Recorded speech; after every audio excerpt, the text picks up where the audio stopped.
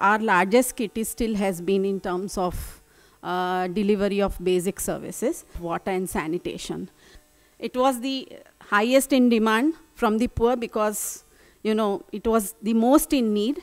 So what is it that for the poor constitutes basic services? It's not only water or not only sanitation. It's sewerage, it's individual toilets, solid waste disposal, stormwater drains, internal roads and pavings, and street lighting. Women have very categorically told that, you know, paving is something that they feel safe with because there is no water lagging, you know, there is no mosquitoes breeding, and it has a great impact on their health. Street light is the most crucial thing for their personal safety, especially women in these upgraded areas. Having done so much of water and sanitation, it is one program perhaps which has been closest to the heart of the poor. For the first time, the Municipal Corporation of Ahmedabad came up with the concept of partnership and partnered with NGOs and with the people. There are 4 actors in the partnership. The Municipal Corporation, the industries and social institutions, the non-governmental organizations, and you know, the community itself was considered a partner. When it started, the program used to cost 10,000 rupees per household. Now it's reached about 20,000 rupees per household. So for taking the you know, the main trunks from the mouth of the slum to the individual household, it was like 6,000 rupees. And the community was paying 2,000 from that, and the industry was supposed to give 2,000. What were the important elements? One, that it was an integrated package of services. So the impact was absolutely visible in the lives of the people. And that the formulation and registration of a community-based organization was a must as a part of the program.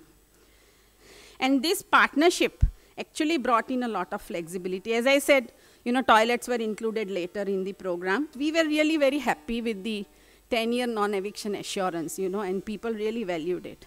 Later on, over a period of time, what happened was the municipal corporation went to the state government or the central government asking them to give a non-eviction assurance. So that includes slums on those land.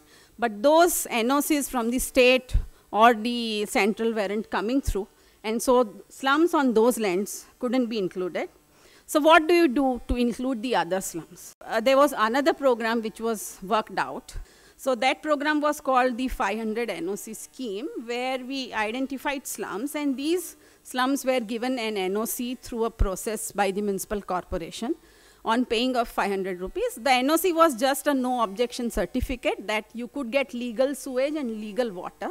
And on a form that was developed, it was the people had to sign that form, and the municipal corporation had stated that the construction is neither deemed legal or the occupant does not get any legal authorization due to the no objection certificate. It just enabled them to get legal water and sanitation. So these are some of the ways that we came up with.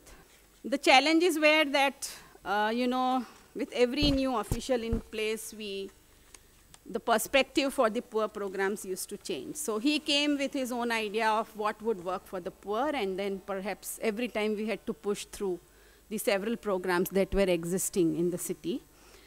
Really difficult to bring this because into the front line, because it was a backline function. So rather than within the municipal corporation, so rather than a corporation official going and telling the commissioner when a new commissioner is there that you have such a beautiful program, it was mostly the people and the NGOs interacting with the commissioner.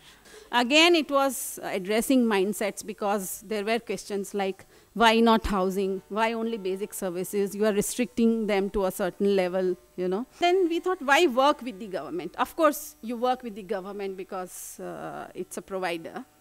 But the other, you know, advantage is that we were able to reach large numbers. And these processes which were started with the government actually assisted us in moving towards formalization. We were able to converge the various programs. For example, you have an individual toilet program, and then you bring in sewage from some other program. So that level of convergence and coordination has to be done. And most importantly, giving rise to new partnerships. So in Ahmedabad, we were able to strike a partnership with the Ahmedabad Electricity Company, which is private, to undertake electrification of all slums in Ahmedabad. And of course, community is mobilized for further living. They start investing in housing, and then the next step is striving to buy the land. So these are some of the formalization expectations of the community, and the process is started. And that's why it's important for the community to interact and negotiate with the government.